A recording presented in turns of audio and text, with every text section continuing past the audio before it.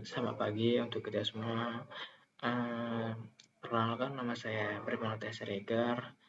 Hari ini saya ingin mempresentasikan hasil proyek saya yang berjudul Analisis Keamanan Token Cryptocurrency dengan Pengembangan Bot dan Pengembangan Bot Telegram. Yang pertama itu table konten ya. Ada beberapa konten yang akan saya bahas. Yang pertama chart charter, yang kedua ada WPS, yang ketiga ada ground chart, yang keempat ada analisis resiko, dan yang kelima ada anggaran proyek, dan yang keenam ada arsitektur sistem, dan yang ketujuh atau yang terakhir itu ada kesimpulan. Nah, langsung aja kita ke latar belakangnya. Latar belakang saya membuat proyek ini sebenarnya bisa kita lihat ya di akhir-akhir tahun ini maupun tahun-tahun sebelumnya, cryptocurrency itu menjadi transaksi tertinggi di global maupun di Indonesia sendiri, transaksi digital ya.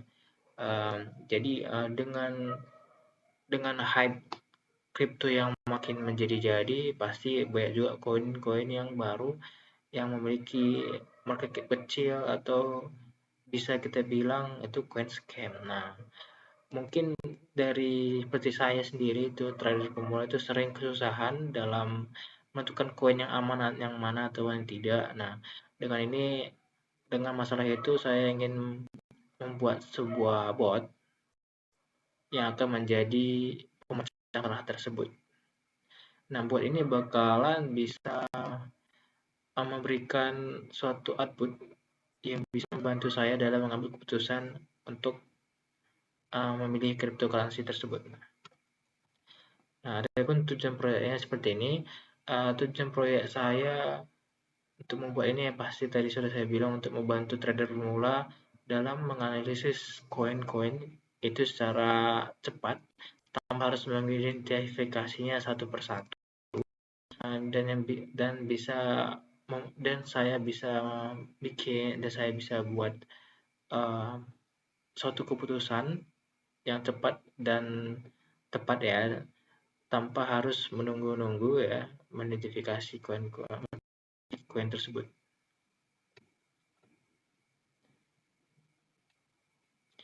Nah, adapun ruang lingkup proyek yang pertama itu ada di scope ini. Untuk jangkauan atau scope yang saya gunakan itu cuma bisa beroperasi di platform Telegram yang pertama. Dan kedua, saya cuma bisa memanfaatkan yang ada di jaringan Binance atau BNB, dan yang kedua dan Solana. Dan yang ketiga itu saya juga skor keamanan dari API pihak ketiga seperti endpoint. Yang keempat itu saya menyediakan analisis risiko dengan photo chart menggunakan AI agent atau N8N. Nah, untuk skop sendiri yang pertama itu seperti tidak menyediakan layanan trading seperti buy or sell, tidak mengakses token di luar jaringan yang telah saya katakan tadi seperti dan Solana. Buat saya tidak bisa mengakses koin seperti Ethereum maupun yang lainnya, dan buat saya tidak bisa memberikan saran investasi.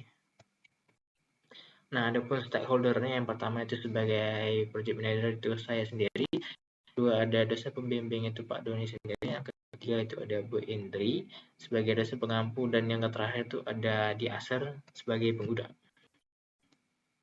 Nah, adapun WBS yang setelah saya tentuin itu ada initiation, itu ada di perumusan proyek, yang kedua itu definisi kebutuhan pengguna, selanjutnya itu ada pengumpulan API key seperti diagram, Cocos, dan Screener. Selanjutnya ada penentuan arsitektur. Nah, yang kedua itu ada di planning. Di planning saya melakukan itu seperti perancangan UI, seperti format pesan yang akan diberikan Telegram. Yang kedua ada desain flow penggunaan buat Telegram.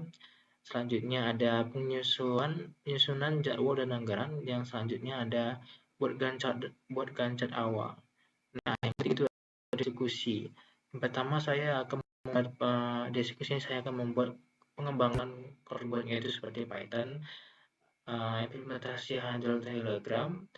Selanjutnya ada di integrasi API keamanan plus ini yang tadi saya bilang itu endpoint-nya. Yang ini selanjutnya ada pengembangan selanjutnya N8N atau workflow tambahan seperti fitur. Nah, Selanjutnya ada setup lingkungan N8N, self-hosted atau cloud. Ya, selanjutnya itu implementasi dari risiko, liquidity atau market cap ratio. Selanjutnya ada integrasi dan uji coba. Yang terakhirnya itu mengkoneksikan bot saya Python ke N8N dari yang keempat ada itu monitoring, yaitu uji coba fungsi yang dan review fungsional. Yang terakhir itu closing ya. Di closing saya melakukan dokumentasi, finalisasi laporan teknis, dan buat video UAS. Nah, untuk jalannya itu seperti saya mengerjakan apa seperti yang sebelum setelah di WBS ada saya bikin seperti inisiasi, tadi ada proyek penyusunan proyek charter, studi pustaka, penetapan lingkungan proyek, dokumen di perencanaan, analisis kebutuhan, dan selanjutnya seperti ini kan chart. Nah, adapun analisis resiko ya, mengembangkan bot ini saya mengetahui ada beberapa risiko. Pertama ada keterbatasan dan ketidakstabilan API dikarenakan cryptocurrency itu volatile ya, jadi datanya itu pasti selalu berubah setiap menit. Jadi untuk API sendiri, API yang gratis itu tidak ada ya, atau bisa memang dia ngasih fiturnya ya dikit kali. Jadi saya bisa selalu ketergantungan pada API. Yang kedua ada kegagalan workflow N8N. Nah, kegagalan workflow N8N ini seperti saya bilang sebelumnya, workflow N8N ini sebagai tambahan untuk menganalisa chart. Jadi jika kita gagal melakukan atau membuat workflow N8N ini, mungkin saja kita gagal memproses data chart tersebut. Yang ketiga ada keterlambatan integrasi sistem, yaitu prosesnya sedang dapat. Nah, mitigasi yang menggunakan standar dan menetapkan batas waktu pengerjaan siklus untuk modul integrasinya.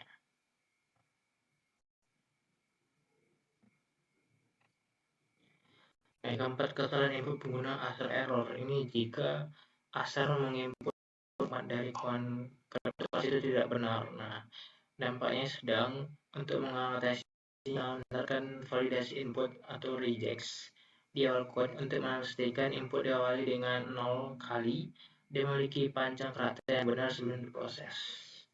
Yang kelima, beban server berlebihan atau untuk dampaknya tinggi ya. Ini menerapkan fitur dan limiting pembatasan jumlah request. Misalnya satu pengguna hanya boleh cek satu token setiap 10 detik. Ini biar tidak ada orang yang mau DDoS maupun spam buat saya itu udah nomor 5. Selanjutnya ada melaksanakan proyek. Yang pertama di minggu pertama ini saya selesai seperti dokumentasi itu disetujui. Akan minggu kedua rancangan selesai itu dibutuhkan kebutuhan analisis uji, dan minggu ketiga ada implementasi model seperti sistem dan model siap uji. Yang keempat saya mau deployment, yaitu sistem siap untuk pengujian formal. Yang kelima pengujian alpha itu biar fitur mutunya divalidasi. Yang keenam ada closing untuk penentuan proyek, itu laporan dokumentasi diserahkan pada saat luas. Nah, untuk biaya sumber daya manusianya, jika diasumsikan jika proyek ini benar-benar dikerjakan dalam sebuah tim, mungkin ini bisa jadi patokan. Pertama ada sebagai project manager itu jumlahnya 1 orang dengan upah 1,5 per minggu, dan durasi proyek ini sampai 2 minggu dengan total itu 3 juta. Dan ada lagi yang ada seperti sistem analis dengan upahnya itu 1,2 per minggu. Ada juga Python backend developer dengan upah 1,3 per minggu, automation engineer untuk N8N-nya itu 1,1, dan tester to QA-nya. Dengan total untuk sumber daya manusia, jika diasumsikan proyek ini benar-benar dilakukan, maka didapat 1.600.000. Nah, untuk biaya infrastruktur atau toolsnya, Untuk jika saya ingin membuat dia online atau bisa diakses semua orang, maka saya perlu namanya VPS atau cloud server, maupun itu dibuat Telegram maupun itu dibuat saya, dan juga N8N-nya sebagai workflow tambahan itu fitur tambahannya. Untuknya itu 3 bulan dengan harga satu itu 200.000, total 16.000. API code preserve-nya seperti API endpoint-nya akan memberikan saya tambahan data yang akan menjadi lebih output saya lebih akurat. Nah, ini API-nya berbayar jika memang mau, yaitu dengan harga 200.000 per satunya. Nah, untuk N8N-nya itu satu akun itu 300.000, dan terus pengembangan seperti VS Code dan plugin dan lain-lainnya mungkin sudah tersedia dengan total 1,6. Nah, biaya overallnya ya. Ini mungkin nggak banyak, tapi kalau di total juga sama juga besarnya. Untuk internet komunikasi, kuantitasnya 10 minggu, harga 150.000, total 500. Untuk cetak dokumen, satu paket 150.000 dan transport 5 kali, itu total 200.000. Jika ditotalin menjadi 850.000 dengan anggaran dari proyek, dengan anggaran seperti SDM, infrastruktur, dan personal, dapat kita total hasilnya sebesar 19.050.000 rupiah. Nah, ada juga arsitektur sistem. Nah, arsitektur sistem itu seperti flowchart-nya. Jadi cara buatnya berbeda. Jadi saat Azhar mengimport sebuah CA atau contract token, maka akan terjadi validasi CA yang dimana apakah itu valid atau tidak. Nah, kalau tidak, maka hasil yang diberikan, maka ada output hasil, nanti hasilnya akan dikirim ke Azhar Telegram. Nah, jika valid, maka bot akan mengirim API screener untuk mengambil data yang ada di API screener. Yang kedua, mengambil data token seperti market cap, volume, liquidity, dan lainnya. Selanjutnya, mengkombinasikan analisis data, atau di sini kita bisa membuat namanya filter ya, filter base, atau menganalisa atau mengelompokkan. Nah, di sini bisa kita bikin. Yang selanjutnya, klasifikasi dan buat laporan. Ini sebagai outputnya, bentuk laporan tersebut nanti di mana itu diklasifikasikan, dan selanjutnya akan dikirimkan ke Azhar Telegram. Nah, kesimpulannya itu proyek buat ini punya potensi implementasi yang menurut saya lumayan baik atau sangat baik, dengan menggunakan arsitektur hybrid cerdas yang menyatukan efisiensi Python, buat Python, dan otomatisasi N8N. Buat ini bisa mengatasi masalah infrastruktur tanpa membebani anggaran. Lebih dari sekedar percepatan ini, buat ini fungsi sebagai sistem keputusan secara real time yang sangat penting dengan peningkatnya kejahatan finansial di dunia blockchain sendiri. Nah, kemampuan untuk mendeteksi anomali itu secara langsung menjadikannya perisai bagi investor retail maupun trader pemula seperti saya. Nah, ini menunjukkan bahwa proyek ini tidak hanya sesuai dengan standar manajemen proyek pengguna, tetapi juga memberikan solusi praktis yang berkaitan langsung dengan keamanan aset digital pengguna. Oke. Nah, itu saja dari saya. Mungkin nanti kalian bisa tes sendiri, yang bernama text skinner token. Nah, itu saja. Selamat pagi. Terima kasih.